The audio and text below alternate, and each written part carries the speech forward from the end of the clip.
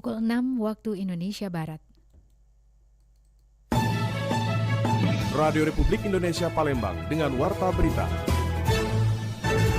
Tingkatkan keharmonisan antar agama, momen Waisak menjadi landasan aktualisasi kebersamaan. Pemerintah Kota Palembang bersama Kementerian Sosial akan membangun sekolah rakyat. Itulah di antara informasi yang kami hadirkan pagi ini edisi Senin 12 Mei 2025 yang dihimpun tim redaksi RRI Palembang. Bersama saya Esi Armisi, kita mulai dengan informasi yang pertama.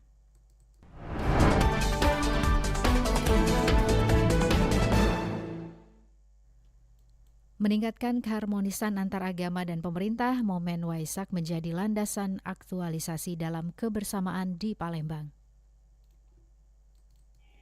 Memperingati Hari Raya Waisak 2569 BE yang diperingati pada hari ini Senin 12 Mei 2025 yang ditetapkan sebagai Hari Libur Nasional di Indonesia sesuai SKB 3 Menteri. Peringatan ini merupakan momen penting bagi umat Buddha untuk merayakan Trisuci Waisak yang mencakup kelahiran, pencerahan, dan wafatnya Sang Buddha Gautama. Tahun ini tema yang diusung adalah tingkatkan pengendalian diri dan kebijaksanaan mewujudkan perdamaian dunia.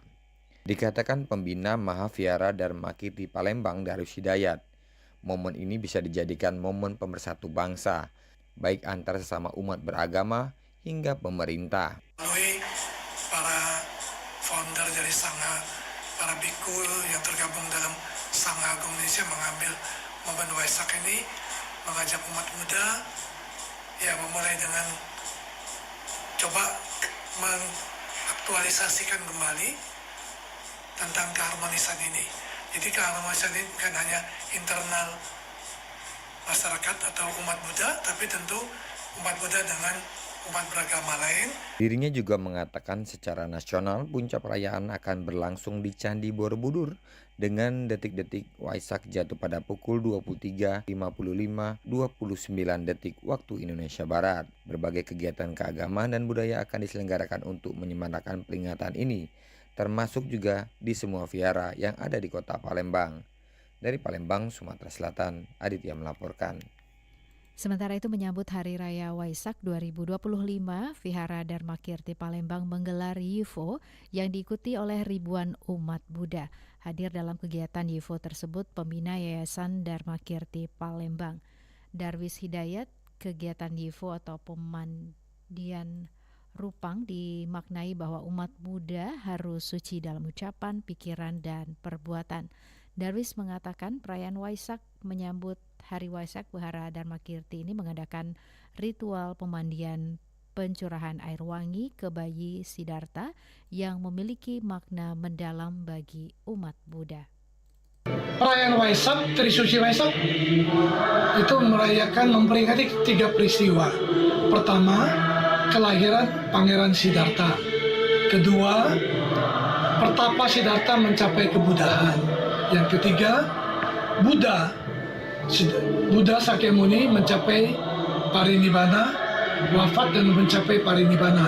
Nah, peristiwa yang pertama inilah kelahiran Pangeran Siddhartha itu diperingati melalui upacara Yifu namanya. Mananya pencurahan.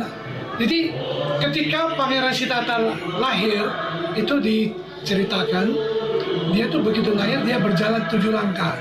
Setiap langkah yang diinjak itu keluar teratai. Jadi dan ketika dia lahir itu air mencurah dari langit membasahi tubuh dia, membersihkan tubuh Pangeran Siddhartha, bayi Siddhartha tersebut.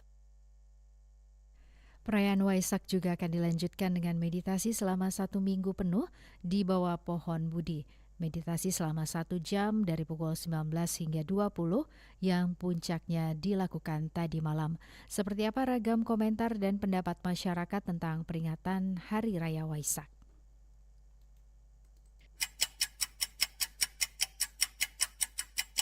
Saya Neta dari Kenteng.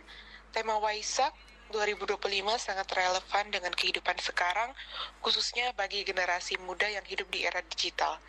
Banyak konflik yang muncul bukan karena hal besar, tapi karena kurangnya pengendalian diri dalam berucap dan bertindak, terutama di media sosial.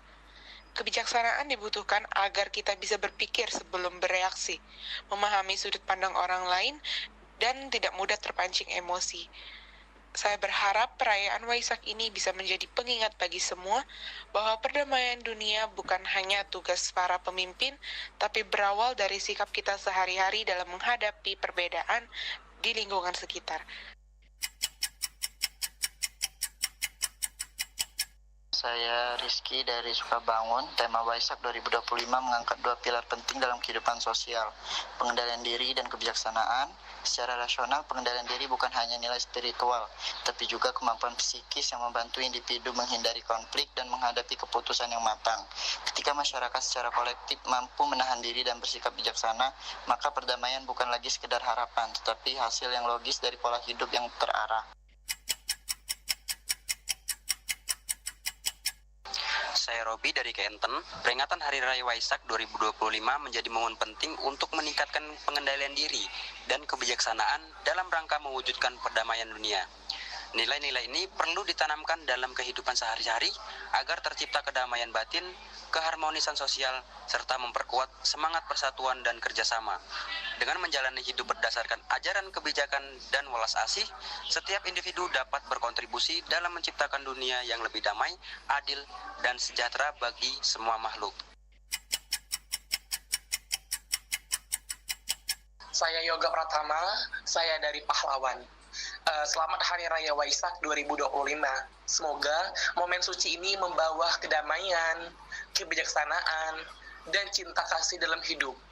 Mari kita tingkatkan pengendalian diri dan berbagi kebahagiaan dengan sesama. Tingkatkan pengendalian diri dan kebijaksanaan ini untuk mewujudkan perdamaian dunia. Mari salah satu kita ini mengajak untuk merenungkan pentingnya pengendalian diri dalam menciptakan kedamaian dalam hidup.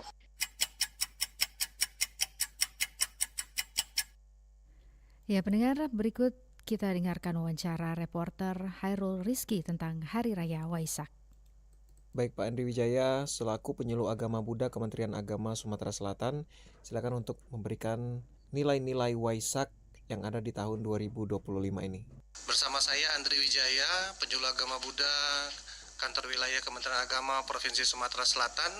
Pada tahun ini, tahun 2025, yang nanti akan bertepatan dengan hari Senin, tanggal 12 Mei 2025, 2569 tahun Buddhis. Tidak terasa, Bapak Ibu, kita sudah bertemu kembali di peringatan Waisak di tahun 2025.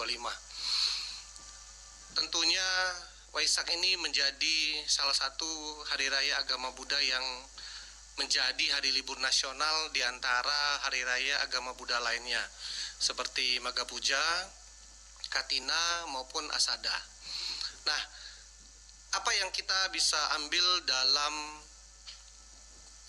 nilai-nilai peringatan Hari Waisak?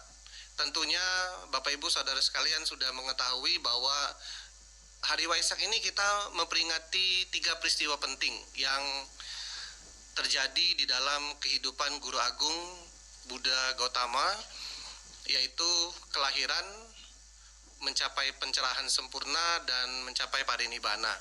Nah, Bapak Ibu, karena 3 peristiwa inilah yang terjadi dalam kehidupan Buddha, maka Hari Raya Waisak ini kita sering sebut dengan Hari Trisuci Waisak. Makna atau nilai yang pertama tentang kelahiran, bahwa di situ kita akan mengalami yang namanya proses perubahan. Bahwa hanya orang-orang yang mampu beradaptasi, yang dia mampu hidup, mampu bisa bertahan dalam kehidupan ini. Bapak Ibu, tentunya tidak mudah menjadi kisah Gotami yang saat itu dia berusaha untuk menghidupkan kembali anaknya. Dia mencari segenggam biji lada di setiap keluarga yang di situ tidak ada kematian. Tentunya kalau kita mendengarkan atau membaca ceritanya saja itu tidak mudah, gitu ya. Bagaimana harus keliling mencari, gitu kan. Tapi di situ Buddha memberikan pelajaran kepada kisah Gotami. Kisah Gotami harus tahu bahwa bukan hanya dirinya saja yang mengalami kematian. Bukan hanya anaknya saja yang mengalami kematian. Di situ sudah banyak orang lain yang turut juga mengalami yang namanya kematian.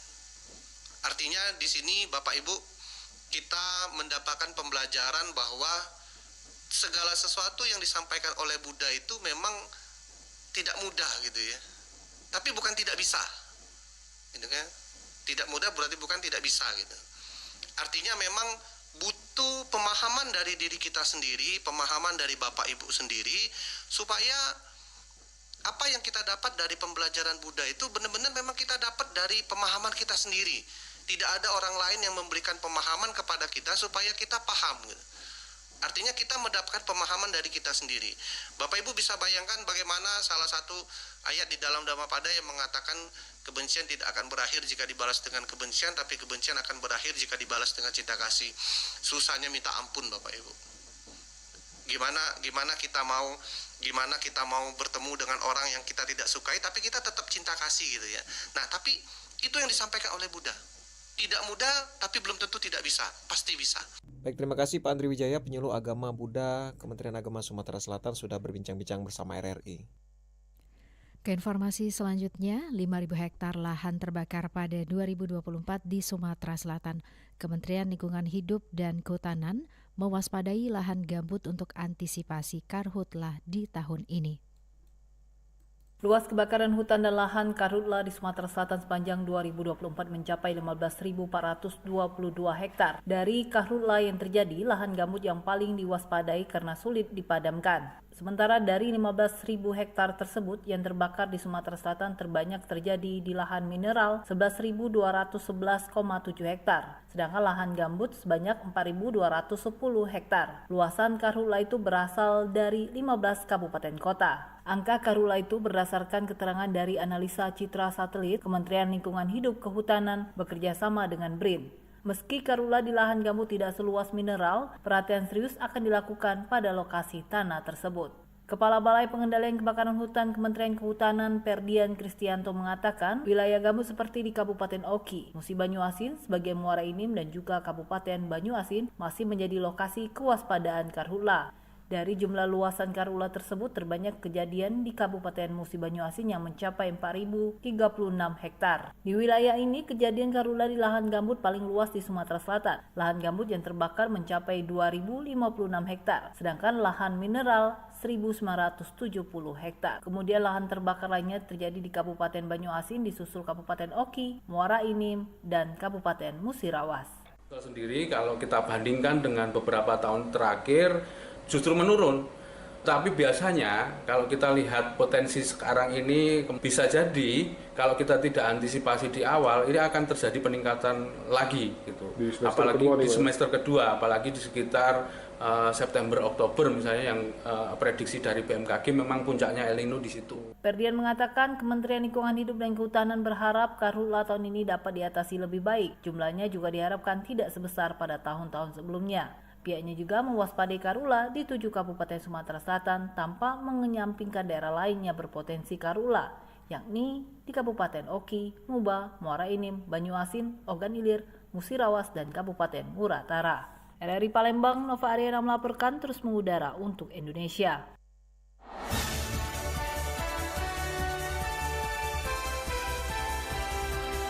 Warta Berita Radio Republik Indonesia Palembang.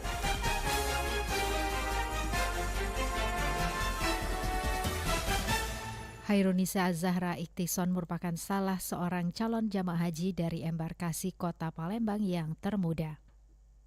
Hairunisa Zahra Iktison yang akrab dipanggil Caca berusia 18 tahun menjadi jemaah calon haji termuda dari embarkasi Palembang untuk tahun ini. Di balik keberangkatannya ke Tanah Suci tersimpan doa dan kisah haru untuk sang ayah yang telah tiada. Remaja asal Kota Palembang yang akrab disapa Caca tersebut tergabung dalam kloter 5 rombongan 6 dari KBIH Siti Khadijah Palembang. Dirinya berangkat menunaikan rukun Islam kelima menggantikan sang ayah yang telah wafat pada bulan April tahun lalu karena sakit. Menurut Caca, baru mengurus perlimpahan porsi haji pada bulan Juni tahun 2024. Persiapannya sangat singkat.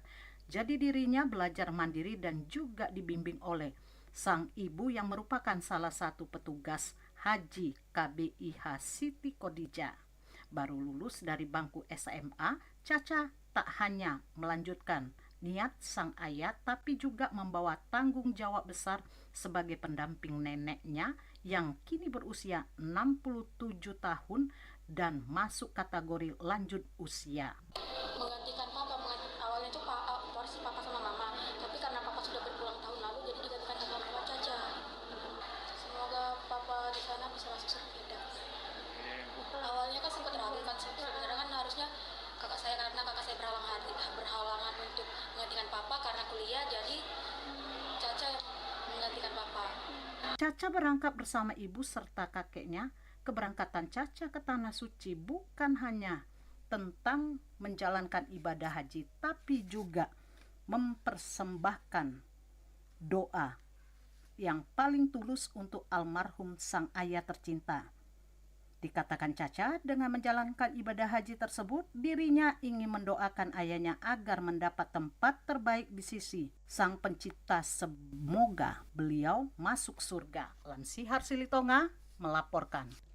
Beralih ke informasi lainnya, pemerintah Kota Palembang bersama Kementerian Sosial akan membangun sekolah rakyat, sebuah lembaga pendidikan berbasis asrama bagi anak-anak dari keluarga kurang mampu. Sekolah rakyat dirancang sebagai lembaga pendidikan berasrama yang menggratiskan seluruh kebutuhan siswa, mulai dari pendidikan, makan, hingga tempat tinggal. Program ini ditujukan khusus bagi anak-anak dari keluarga kurang mampu serta anak-anak jalanan. Program ini dirancang tidak hanya untuk menyediakan akses pendidikan, tetapi juga sebagai langkah konkret pengentasan kemiskinan.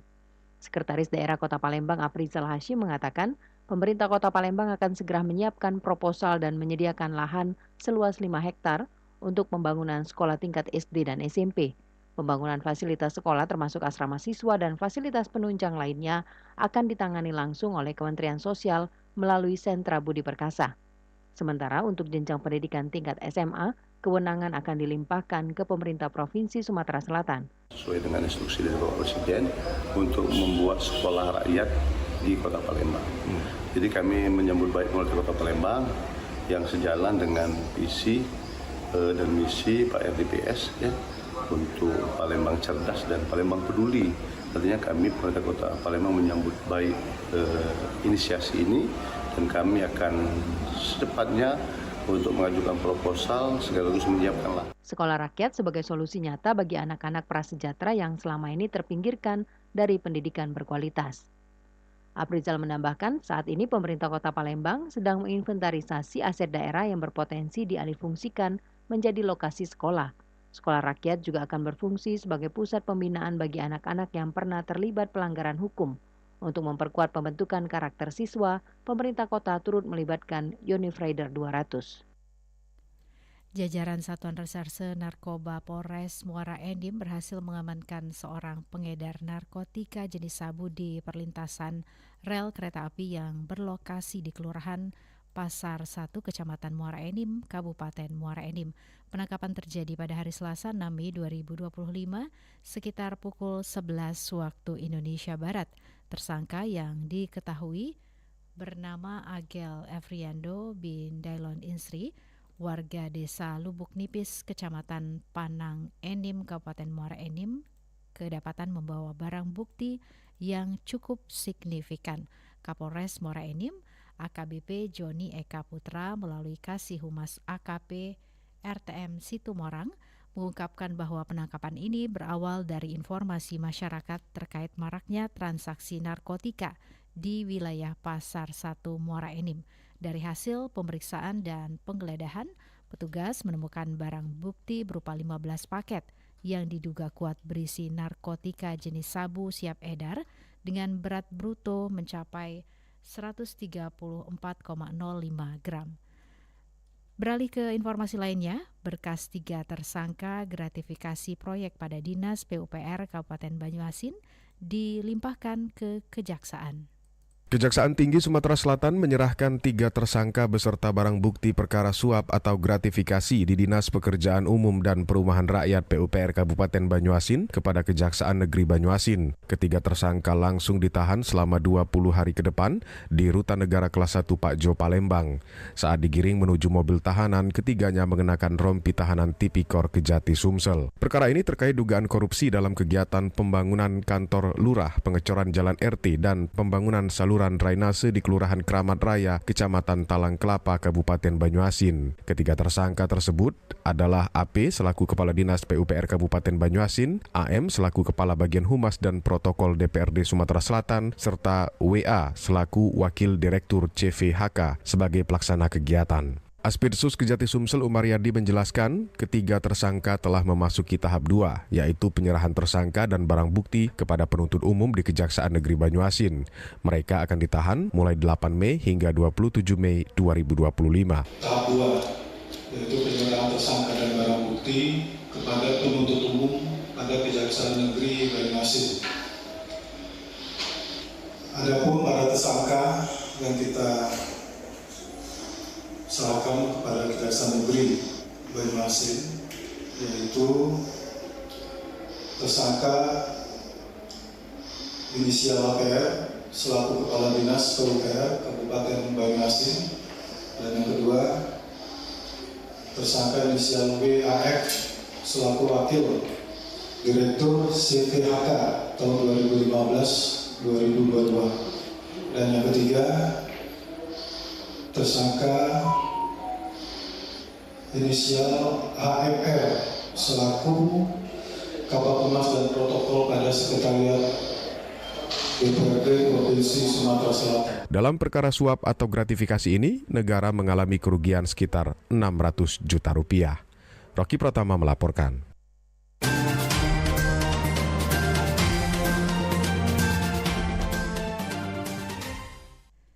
Informasi terakhir dari pemerintah Kabupaten Muba yang membagikan seragam dan tas gratis untuk 9.534 siswa. Wujud komitmen Bupati Toha demi majukan pendidikan.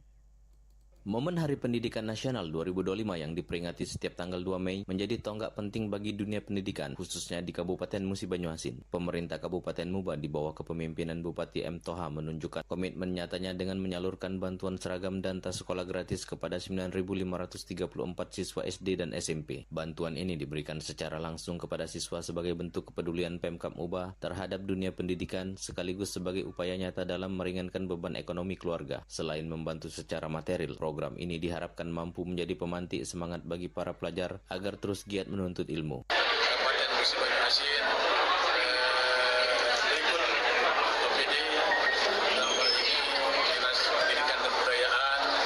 Pada kesempatan ini kita membagi seperangkat alat sekolah berjumlah 9.000 lebih untuk anak sekolah yang kurang mampu. Hari ini merupakan hari pendidikan. Insya Allah hari ini bukan merupakan hari rembulan atau peringatan doang, tapi kita bangkitkan pendidikan di Kabupaten Muba khususnya untuk Indonesia. Selain itu, ia juga mengajak seluruh elemen masyarakat agar bersama-sama membangun generasi muda Muba menjadi sumber daya manusia yang unggul, berkarakter, dan mampu bersaing di era global. Bantuan yang disalurkan tersebut bukan hanya bentuk seremonial tahunan, tetapi bagian dari program strategis Pemkab Muba dalam menyiapkan generasi emas di masa depan. Terlebih lagi dengan tantangan zaman yang semakin kompleks, akses pendidikan yang merata dan berkualitas menjadi kebutuhan mendesak. Kebijakan ini disambut antusias oleh para orang tua dan tenaga pendidik. Mereka berharap agar program seperti ini bisa terus dilanjutkan dan diperluas cakupannya di masa mendatang. Dengan langkah konkret seperti ini, Pemkab Muba membuktikan bahwa komitmen terhadap pendidikan tidak hanya berhenti pada wacana, melainkan diwujudkan melalui aksi nyata yang berdampak langsung bagi masyarakat. Dari Kabupaten Musi Banyuasin, Muhammad Maulana, Pro 1 RRI terus mengudara untuk Indonesia.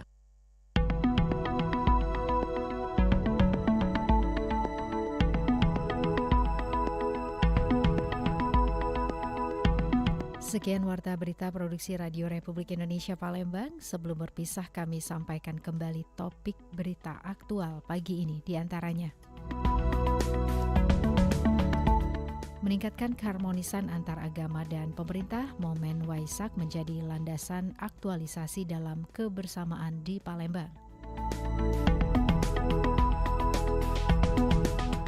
Pemerintah Kota Palembang bersama Kementerian Sosial akan membangun sekolah rakyat. Informasi lainnya dapat Anda akses melalui website kami rri.co.id dan WhatsApp channel RRI Palembang. Juga ikuti media sosial terverifikasi kami Facebook, Instagram, TikTok, dan X RRI Palembang. Kami juga membuka ruang aspirasi bagi Anda untuk menyampaikan sejumlah persoalan dan peristiwa yang berada di sekitar Anda melalui line WhatsApp di 0821 7927 9090 serta pesan chat melalui RRI Digital.